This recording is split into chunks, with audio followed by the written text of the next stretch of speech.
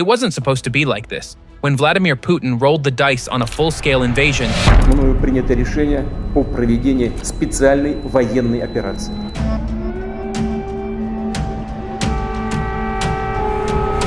Putin called this a special military operation, but it's clear this is a full-scale invasion. the timetable looked like a sprint: shock, awe, salute. Instead, the war slowed into a grinding marathon where every mile marker is paid in steel and blood.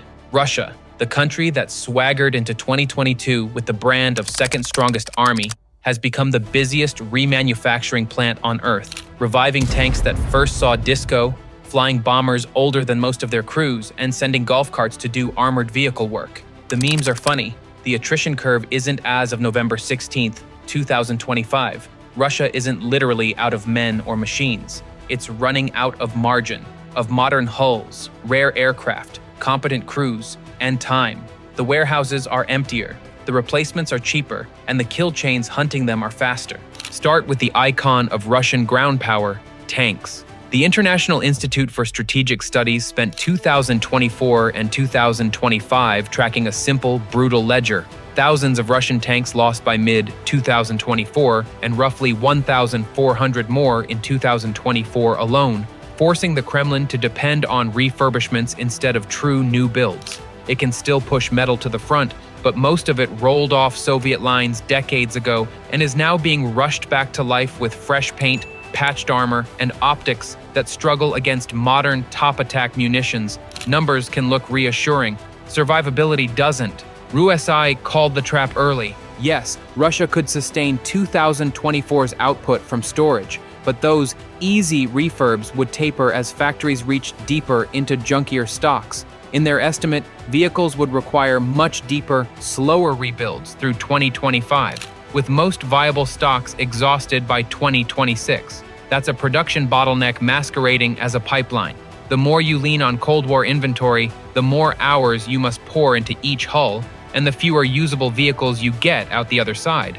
At some point, you're not replacing losses, you're extending a losing streak. And that's how a superpower ends up buying Chinese Desert Cross 1003S, essentially heavy-duty golf carts, to shuttle infantry across drone-watched kill zones. Open-source footage piled up through 2024 showing Russian formations throwing these open tops into assaults, where they were predictably chewed apart by FPV drones and indirect fire. The logic is macabre but clear. When you can't afford to lose a BMP, you spend people instead of armor. An 85 horsepower cart doesn't argue with a quadcopter carrying a 40mm grenade, it just stops. Our own research file tells the same story, just with more receipts. Russia added on the order of 1,000 to 1,500 tanks between February 2023 and February 2024, but only about 200 were truly new. The rest were the walking dead, refurbished T-72s and T-80 from storage parks, increasingly vulnerable to the precision, thermals, and top attack of modern anti-armor trade quality for quantity long enough, and you end up with quantity that dies faster. That's not a strategy, it's a delay. Armor is just one side of the triangle. The aviators and airframes that once gave Russia reach are being nicked away at their rarest edges. In January 2024, Ukraine downed a scarce A-50 airborne early warning jet. Ukrainians claim to have shot down two really important planes. One's called the A-50 and the other one is an Il-22. And damaged an Il-22 command post aircraft over the Sea of Azov. Ukraine's military says it shot down a Russian military plane over the Sea of Azov. In February, Kyiv claimed, and officials amplified, that a second A-50 went down. You don't replace AWACS by the dozen. You count them on one hand and guard them like crown jewels. Lose two and the rest hide farther back, seeing less, protecting less, and making every fighter and bomber sortie blinder and riskier. Then came the summer that showed how brittle deep rear really is. On June 1st, 2025, Ukraine executed Operation Spiderweb. Ukraine's massive drone attack against Russian military air bases hit Moscow's prized spy planes. Now, according to a report, the strikes during Operation Spiderweb. A sprawling truck-launched drone strike against multiple Russian long-range aviation bases from Murmansk to Siberia. Satellite and radar imagery confirmed the destruction or heavy damage of Irreplaceable Tu-95MS and Tu-22M3 bombers, airframes that carry the missiles hammering Ukrainian cities every week. You can bang out glide bombs and cheap drones at scale. You cannot conjure strategic bombers. Even Moscow's most defiant messaging couldn't hide the ash. The immediate consequence wasn't just burned wings, it was time lost. Patching an old bomber is one thing. Producing one is a decade-class feat blocked by sanctions, tooling, and talent drain. In the meantime, Russia will fly fewer long-range sorties with older jets on exhausted airframes, rationing experienced crews while pushing mishap rates up and readiness down. Think of it as an invisible attrition curve. The deeper you dig into the fleet's hours, the steeper the maintenance cliff gets. When your best pilots start rotating out just to preserve the last airworthy classics, you haven't solved a problem, you've admitted it. At sea, the aura cracked into pieces you can still see on harbor floors. The Black Sea Fleet, once the boogeyman of grain routes, has been harried into something smaller and more cautious, from the flagship Moskva to the Ropucha-class landing ships, from the patrol ship Sergei Kotov to the Karakurt-class Corvette Cyclone. Ukrainian missiles and USVs turned Sevastopol from a citadel into a shooting gallery. By late 2024, even Russian-installed officials were admitting the obvious. Most major units had shifted east to Novorossiysk, behind booms, barges, and breakwaters that look like a museum exhibit in passive defense. Surviving isn't sea control, it's hiding. Those booms and barges became the emblem of a navy on the defensive. UK Defense Intelligence spent spring 2024 flagging how Russia choked its own harbor mouths with blockers to fend off USVs, while activity in Sevastopol slumped and commanders rotated out under pressure. When warships treat home port entrances like medieval castle gates, you're watching a fleet that calculates wake patterns for fear of what rides them. That psychological tax matters as much as the hardware tally. Here's a joke with teeth. The Black Sea Fleet still has a lot of ships. They're just doing submarine training more often than planned. The punchline is geography. Turkey's wartime closure of the Bosporus means Russia cannot reinforce from other fleets. It must build in Black Sea yards, exactly where Ukrainian drones and missiles have a proven habit of visiting piers, dry docks, and even ships mid-construction. Manufacturing a replacement corvette whose expected service life is measured in months isn't strategy, it's denial. Okay, you might ask, so how is Russia still fighting? The short answer is money and imports. On the money side, the Kremlin shifted to overt wartime budgeting for 2025. Defense spending hiked to about 13.5 trillion rubles, roughly 6.3% of GDP and about a third of total federal outlays, levels not seen since the late Soviet period. It bought time, mass, and political signaling. It also squeezed the civilian economy, drove inflation headaches, and made the state ever more dependent on shadow imports and security service budgets. Guns got fed. Butter went on layaway. Imports, meanwhile, did what industry couldn't. Iran provided drones and tech transfer. The Ukrainian military says Russia is using Iranian-made Shahed 136 drones. But the real artillery lifeline was North Korea. North Korea shipped some 2,000 containers of weapons to Russia for use against Ukraine. In addition to hundreds of thousands of artillery rounds, there are signs that Pyongyang might have also provided Moscow with short-range ballistic missiles. By spring 2025, Reuters and other monitors tracked millions of shells moving by the container, on the order of 4 to 6 million total since 2023, plus dozens of short-range ballistic missiles. Those rounds kept Russian guns loud through 2024. But by November 2025, Ukraine's HUR said Pyongyang's shipments had more than halved this year as its own stockpiles thinned. When your artillery calendar depends on a friend's warehouses, your war planning depends on their shelves. Domestic production did surge. Moscow claims millions of shells and thousands of drones in 2025. But sanctions and quality control are merciless. Machine tools age, microelectronics get pricier and harder to route, and the clever engineers who know how to fix workarounds don't all stay Estonian defense analysts, and Rusai converge on the same conclusion seen in the armor fleets. Refurbishing and good enough production buys months, not miracles. The larger the volume, the more you pay in defects, dud rates, and lost precision. Mass loves quantity, victory demands quality. Now zoom back to the human ledger, because even an industrial war is fought by people. Multiple Western estimates in 2025 put Russian casualties, killed and wounded, well into 7 figures, with UK Defense Intelligence citing about 1.1 million total by mid-autumn. The exact numbers are contested and politicized, but the trend line isn't. Russia has sustained staggering losses to eke out slow-motion gains, all while shortening training cycles and pulling harder on mobilization levers. You can refill ranks on paper, rebuilding experience is slower. The court dockets tell the morale story. Independent outlet Mediazona has documented a surge in AWOL and desertion cases since mobilization.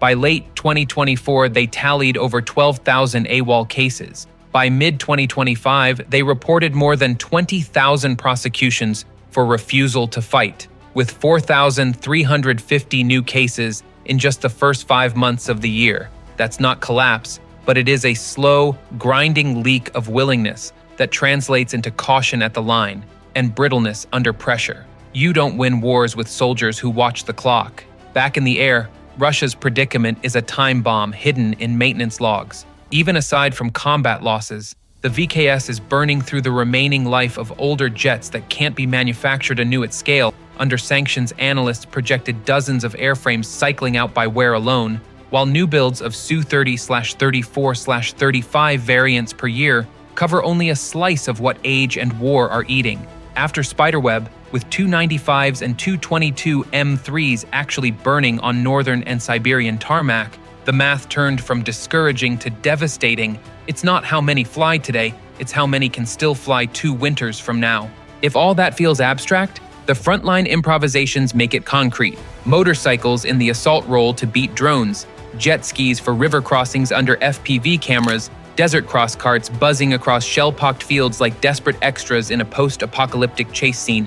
Sometimes the adaptations work for a moment, most times they end up as smoldering evidence that the army has more infantry than armor it's willing to risk. It's darkly comic, and comedy is a stress test for credibility. When your operations resemble internet satire, your deterrence is in trouble. None of this means Russia simply runs out on a Tuesday. The state still has money, men, and factories, and it retains the brutal option to spend all 3. What it is depleting are the irreplaceables. Modern tanks that live under drones, pilots who've flown more than they've survived, AWACS that make the rest of the force lethal, bombers that can haul cruise missiles from Sanctuary, large surface combatants that can shape a sea. Each A-50 lost widens a blind spot. Each strategic bomber torched shrinks strike elasticity. Each ship sunk forces the fleet behind more booms and into fewer missions. Those are capability holes you don't patch with slogans. This brings us to the strategic picture for 2025. IISS, in its February assessment, warned that Russia has so far sustained losses better than Ukraine thanks to deeper stocks and a bigger war economy. This is the uncomfortable baseline. Sustaining is not winning. Moscow's budget can keep mass on the line. Kiev's task is to keep degrading what Moscow can't quickly replace, while the West keeps sanctions tight and ammunition flowing. The first side to run out of irreplaceables loses the initiative. The second side to realize that loses the war. On the ground, that plays out as an armor trough RUSI, and Estonia's defense analysts expect the refurb conveyor to slow markedly through 2025, with stock exhaustion biting by 2026. That means fewer tanks, older optics, and worse metallurgy against a Ukrainian battle space that's getting smarter, denser drone screens, better fused sensors, more accurate top attack. If Russia tries to mass armor for classic maneuver, loss rates spike. If it defaults to infantry-led sieges, manpower burn accelerates while drones and artillery do the grim accounting. There's no clean path out of that fork unless the Kremlin can retool real new builds at quality under sanctions, a problem that slogans and secrecy don't solve. At sea, Ukraine has rewritten the playbook. USVs turned warships into targets at pier, at anchor, and underway. ATACMS and Storm Shadows turned Sevastopol into a lottery no captain wants to win. With the Bosporus shut to reinforcements, Russia must build under fire and operate under fear. Even successful adaptations, improvised point defenses, decoys, booms, new doctrine, don't add tonnage or restore freedom of action. They just make each sortie a cautious negotiation with physics and luck. And navies that negotiate every mile aren't projecting power. They're treading water. In the air, Spiderweb forced a strategic rethink. Russia can disperse bombers farther, park them deeper, and harden perimeters. Ukraine, for its part, demonstrated reach across 5 time zones, with launch techniques that compromise air defenses from inside the wire. That tug of war won't end the war, but it warps it. Every week, Russia must decide whether to risk rare aircraft for political messaging strikes or preserve them at the cost of pressure. When platforms become political symbols as much as tools, strategy gets sentimental, and sentiment loses to physics. Economically, the Kremlin has stapled its legitimacy to the promise that war spending can coexist with normal life. The 2025 budget's 6.3% of GDP defense splurge made that promise expensive oil revenues softening, high inflation, and tight monetary policy have turned the next trade-off into a domestic story. Raise taxes, trim services, hide more costs in national security. The war doesn't need Russia to collapse. It just needs it to keep paying more for less until the political maths start to look like the operational ones. There's a diplomatic layer. North Korea's shells and missiles, heroic from the Kremlin's perspective, are the kind of lifeline that comes with a leash. The more Moscow leans on Pyongyang, the more it must pay in tech transfer and prestige. Worse for Russia. Shuar's November statement that shipments have halved in 2025 points to donor exhaustion. If that trend sticks, Russian artillery will either fire less or fire worse. Both are forms of time. Yes, Russia fielded golf cart cavalry. Somewhere, a defense attaché is still explaining that purchase order and the Black Sea Fleet didn't retreat. It simply embraced literal minimalism. The VKS has pioneered new stealth tech, keeping planes invisible by keeping them in the hangar. Humor aside, those punchlines exist because improvisation has replaced doctrine in too many places. That's not modernization, that's coping. So where does this go? Not toward a dramatic empty shelf, but toward a narrowing cone of choices. Russia can keep rebuilding old tanks, but they will be older, slower to refurbish, and easier to kill. It can keep flying bombers, but each one lost is an heirloom gone forever. It can keep a fleet, but it will be a fleet that stays near booms and hopes the drones pick another pier. It can keep feeding men into the fight, but the courts and cemeteries will keep whispering about willingness. In attrition wars, momentum shifts when the irreplaceables get thinned to the point that every operation is a risk calculus the staff already hates. Ukraine bleeds too, often more, and the West has been late and uneven. IISS warned in February that Russia, for now, sustains losses better on paper. That's the sober caveat under all the fireworks. But sustaining isn't the same as modernizing. And better than Ukraine at stockpiles isn't good enough against a kill web that never stops learning. If Kyiv keeps degrading the rare stuff, AWACS, bombers, ships, modern armor, faster than Moscow can patch, the war's balance shifts from lines on the map to lines in a spreadsheet the Kremlin can't edit, which leaves us with the exam analogy. A war is a test in national power under pressure. Russia still has pencils and paper, but the correct answers, viable tanks, survivable fleets, intact bomber wings, veteran pilots, motivated soldiers, are getting harder to copy. Does the Kremlin find a way to retake initiative with real production, real training, and real adaptation? Or do the missing answers grade the war for it? The clock is still ticking, and in this test, you don't get partial credit for golf carts.